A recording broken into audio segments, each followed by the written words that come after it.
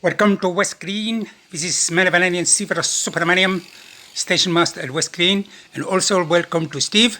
He is a fat controller of the Fartox end. Oh, bloody hell, what is happening?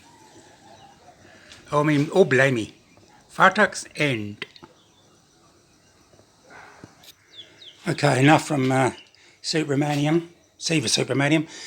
This is part 11 of my build of the Connoisseur J15 kit. But before I get onto that, here are some of my Great Eastern locos. This is a DMR J17. That's a Connoisseur N7. And behind that is a Meteor L1. On the turntable, I've got my Connoisseur J15 I'm building.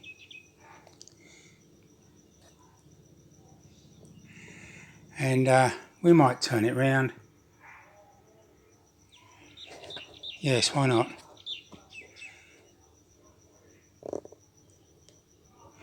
Let's set it in motion. There we go. That's what have I done? I've finished the chassis. Well, you notice the rods aren't on. I'll show you all the gubbins in a minute. What I've done is I've added all the brake rigging. I've put pickup sanders on it. Made provision to put the motor in. I've added PCB, which Jim supplies in the kit. I've done all of that. But obviously the loco's not finished. I've been working on the chassis. So that's what I've done this video. This is what I'm doing this video. I've just finished, completed the chassis. Next time you see it, in the next video, it'll be painted. The chassis, that is. Then I can now concentrate on fitting out the loco. This is a Kitwood Hill 48-foot turntable. So I'll just show you what I'm doing.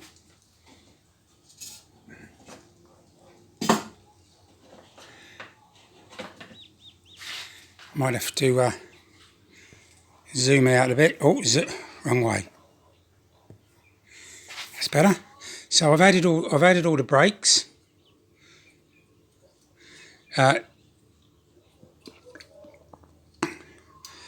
That's all done. You can see the PCB.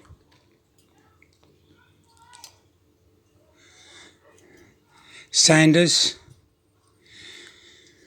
So what I'm going to do now is I'm going to clean it all up. I'm going to put some the pickups aren't on yet, but what I will do is I'll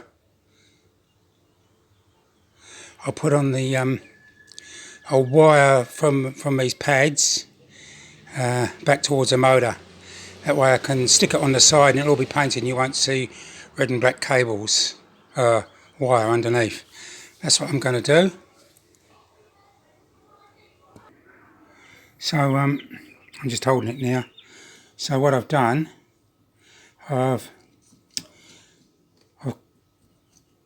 PC board, and what I did is I gapped it very close to the edge, and right down the middle, and I put 3 holes in, so it gives me options where to bring the wires up.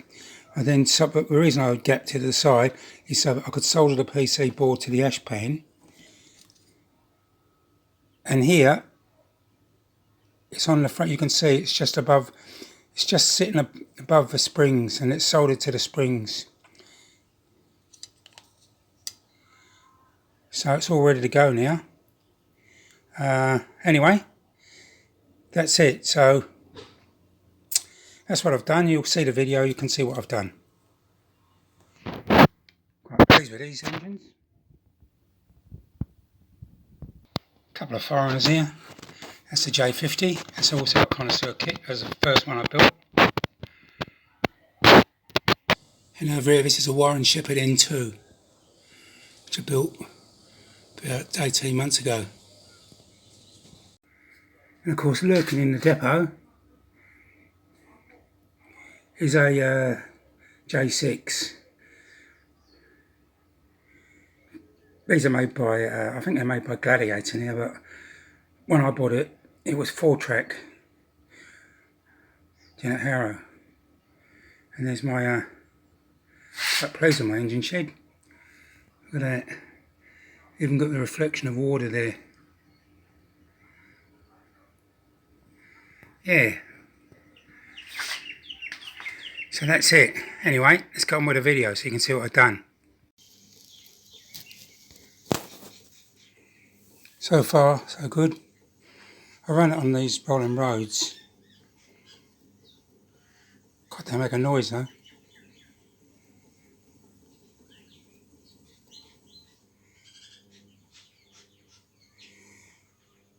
That tight spot, I don't know what it is. It's not in the...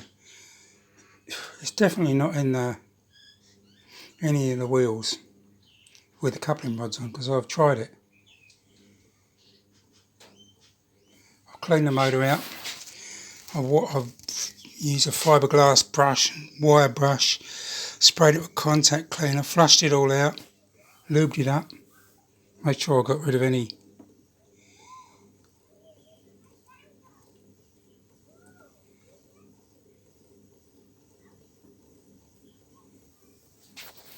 and it goes all right.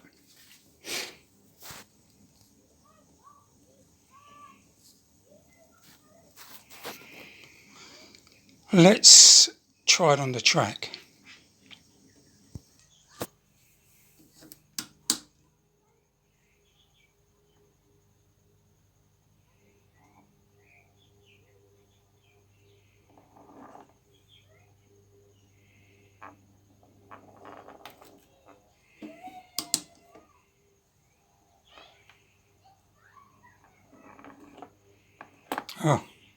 Oh well, can't help that.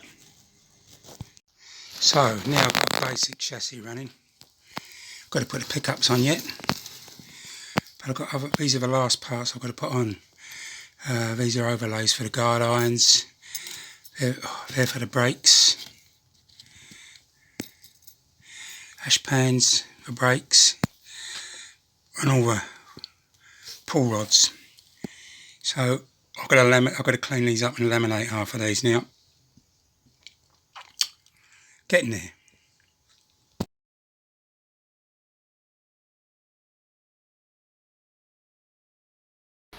Well, I'm back. Here's my chassis. I've got to put pickups on it yet. I've pulled all the rest of the parts off the fret I've had to make up. What have I got here? I've got the pull rods, has to go in. This is the ash pan parts sold on the bottom of the chassis. I've cut out 3 pieces of, should be 3. Yeah, 3. There it is, third one. For the brake cross hangers, the brackets. And there's, yeah, I've got 6 brackets. And there's 3 pairs of brake shoes, left and right.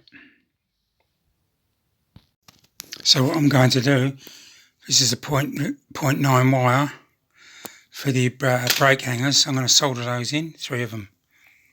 That way they won't flap around. Well, I've got the ash pan on. All I do is put the brakes on, and that's it. And the pickups, then paint.